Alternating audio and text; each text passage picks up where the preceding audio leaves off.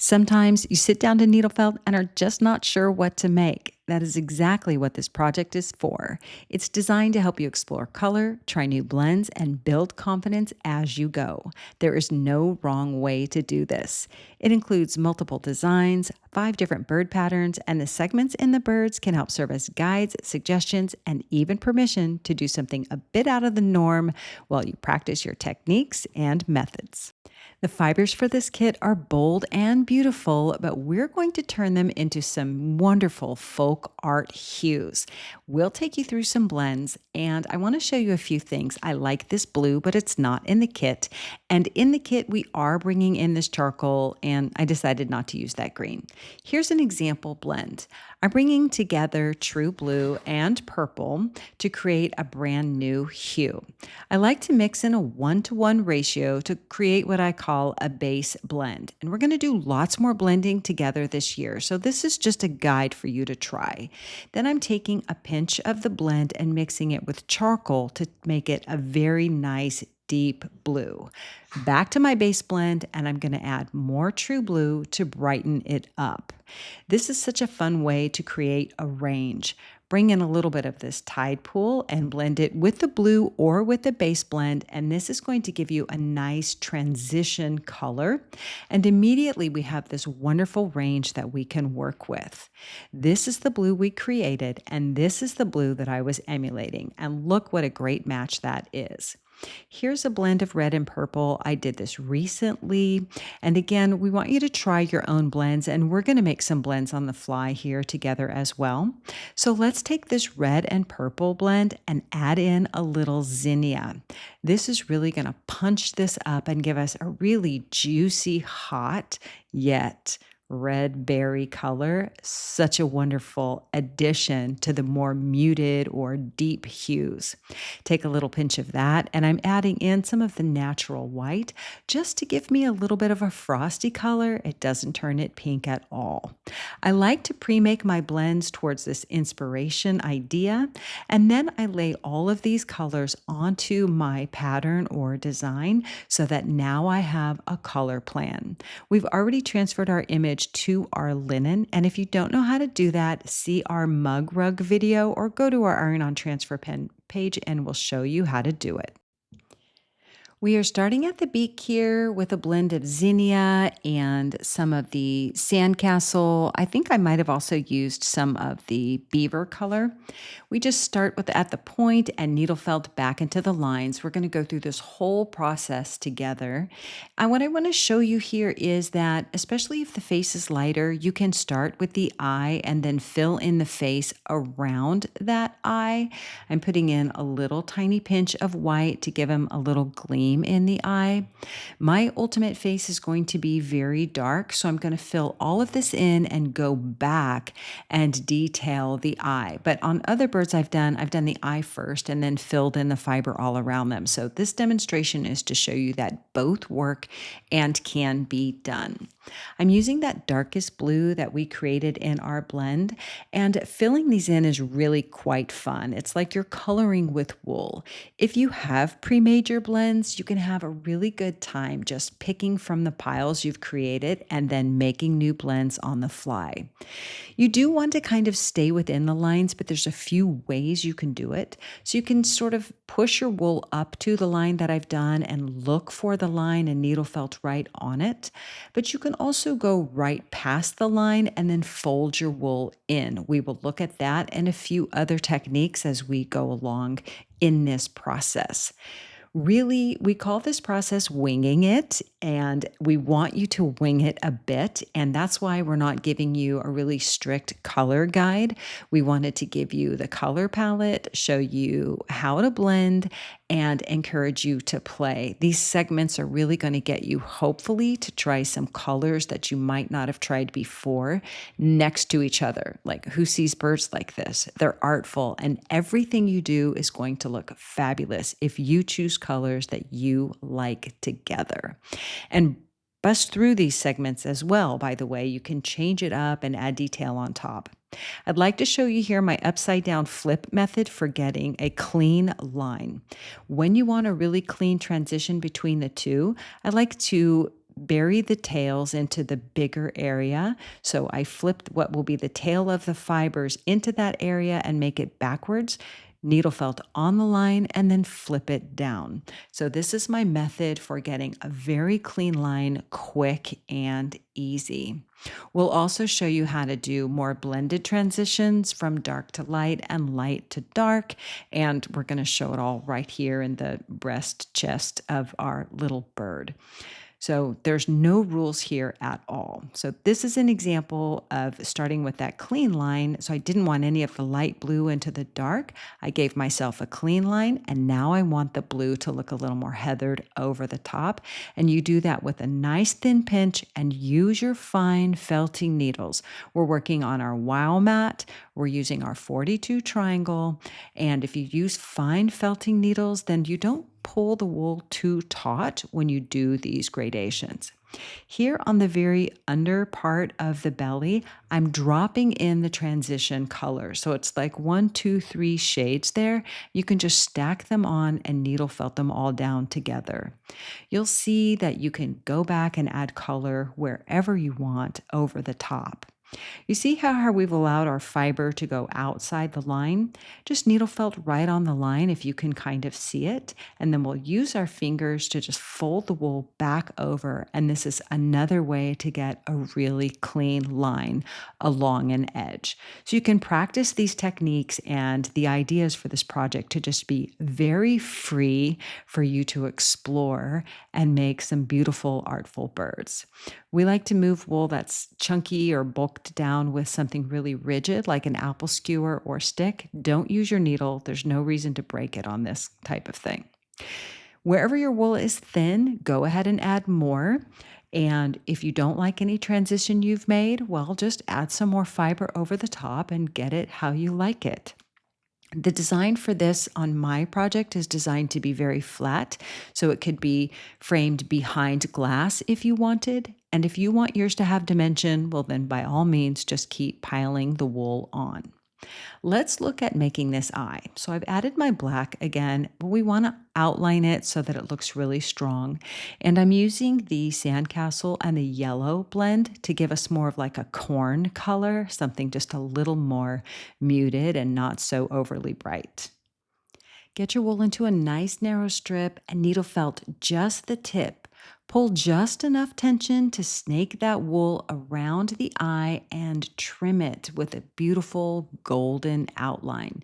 This is where your fine needles really come into play because you're not poking so hard that the wool punches all the way through the back, and the wow mat really helps with that as well. It really helps the wool sit on the surface. And then tame those ends by just doing the poke and twirl. That looks fantastic. But you can add a little bit of a white glint. Even if your fibers seem kind of long and hairy, just put a very small amount and do that poke and twirl so that you get a nice little dot. This is very easy and adds a great element. Now at the very end, I like to go back and do some detail work, and this is one area. You can make that eye look less hairy by cutting any fibers that are bridging a distance that you don't want them to. Give them a snip with a nice sharp pair of scissors and it's going to look fantastic. But really, you're probably the only person who's going to fuss that much or even look at it that closely. Okay, this project is so fun, y'all. You can really just take your time. I here, for example, decided that I wanted a little more of this tide pool, which is a lovely soft turquoise on the back of the head. And you can change your mind at any time, and you'll see that I've broken up what is a division in the bird. So remember that the lines are just suggestions, they're not requirements. Here's an example of an on-the-fly blend. I decided to blend together the red and the brown in the pack, which I think is beaver. Whatever you have, you're going to have some earthy tone in there, and this really gives it a nice, such a great color. And I like to kind of do my blends from dark to light. It's not a rule, it's just something that you might try. The dark underneath and then the lighter ones on top. And then I think we're coming in here with that red, purple zinnia blend. So fun. This is the zinnia blended with a little bit of the sandcastle, and that makes it look a little more muted. And I also blended it with the brown. I think that's what I decided to go in with in the middle. And look, these are just suggestions. I think you can have a lot of fun playing with making blends. I have another bird that we'll share on the live show, which is just nothing like this one at all. I went with almost all of the bold colors, and I'm working on another one now that I'll share also on the live show when it's done. And I have a thing about birds. Like, I love wild birds, I love the colors, and I love the freedom that they represent. So I hope you feel some freedom when you're playing with these projects and coloring them in your way as well. When you get all of your colors in, you can always go back and add some highlights. You can add some other design elements, and I think we'll play with some of that this year. But I encourage you just to fill in with what you consider as like a base layer, and then anywhere you want more color, whether it's a highlight or a deeper color, just add it on then. But this is designed hopefully to help you get over the blank page syndrome. If you don't know what to felt, you could pick up just one of your birds. I found some success talking with some friends who maybe don't create as much as they like to after work. And I learned from someone else to kind of have a project always at the ready. And now I've incorporated it with needle felting as well, and have just pre-ironed some designs onto fabrics and felt so that whenever I feel like it, I can just pick one of those up and start needle felting. It's great for busting through a creative block. It's a great way to audition colors and blends and try new things. And these are small and giftable. They're like designed to be frameable in a 5x7 with a 4x6 mat.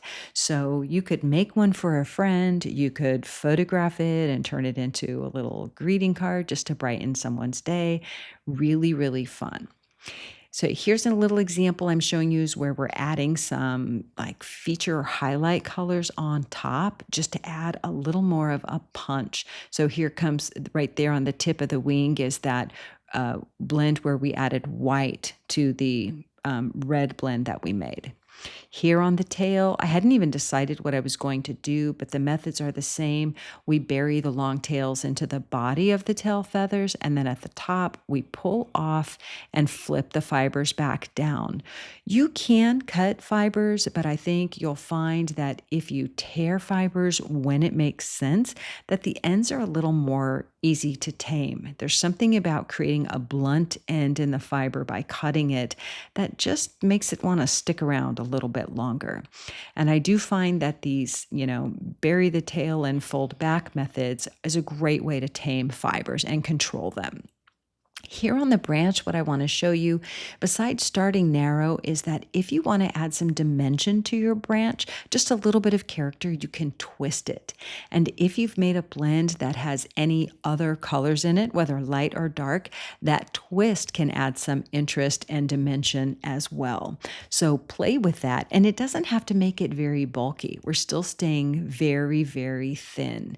Pulling tension here and adding a little bit of twist in these little tiny stems can really help tame those fibers so it doesn't look too fuzzy. And I know that sometimes we wrangle with that depending on how long our fibers are. So give it a twist before you lay it down, needle felt just the tip of it, and if you need to, twist it as you get it on its way to its destination so that the fibers just kind of wrap around that center.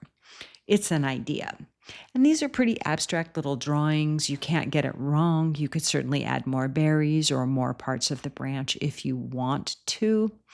For the legs here, we didn't really overly trace our feet, knowing that they kind of get lost as soon as you add wool on the branch.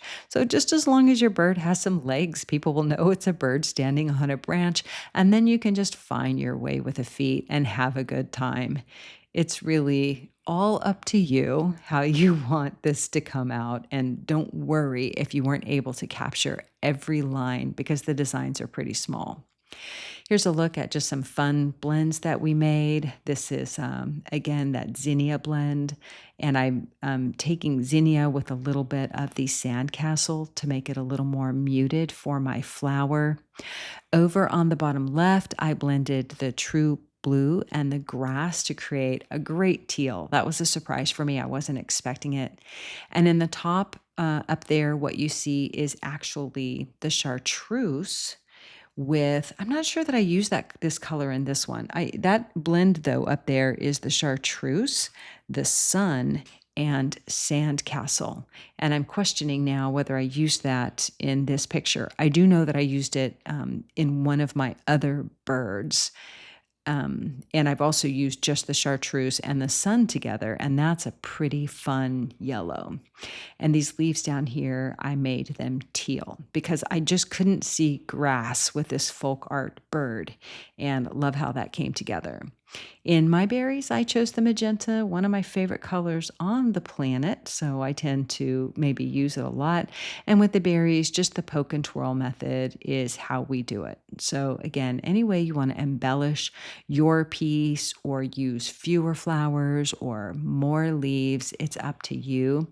I did go back on maybe at least one of my leaf with a little bit of dark blue right where the leaf meets the branch. And then I think I did come in with just a little bit of that chartreuse or some yellow to something bright there to go up the leaf. Trimming these flowers out is a little fussy, and you don't have to fuss too much. They might look a little messy, but just like we did with our mug rug project, just break it off where it makes sense and twist, poke and twirl the ends that are loose and get them where you want them, and trim away any fibers that bridge across where you don't want them. You're not messing up. This is just what fiber does. Fiber likes to go where other fiber is. So work in these teeny tiny amounts and have fun playing with some of these little details. When you're all finished, we remove it from our mat with a very shallow peel back so you don't stretch your fabric. And you can see how little fiber is actually on the back of our picture because we used a fine felting needle and we used the wow mat. But some fiber is on the back, and you can see that it adds a little bit of buckling to the fabric. If I were to frame it just like this, you would kind of see the wrinkles. So we haven't done anything wrong. We just need to finish our project the same way we started, with a nice iron on our wow mat. If your project is flat like mine, you can steam press right over the image, and you can do this on the front and the back. If you've made yours intentionally dimensional, don't press it. Just press the fabric all around it. When you're happy with your piece, you can consider giving it a mat and dropping it into a frame. And you can use it, like I said, in a pillow, on a greeting card, so many ways to brighten a space with this beautiful bird. I hope you guys have had fun, and we look forward to seeing what you have made. Any final touches you can do with a trim or needle felting, but I hope your piece is glorious and brightens your space. And if you check out the PDF or the kit, let us see what you made, and maybe check out one of our other videos right here for your next needle felting adventure.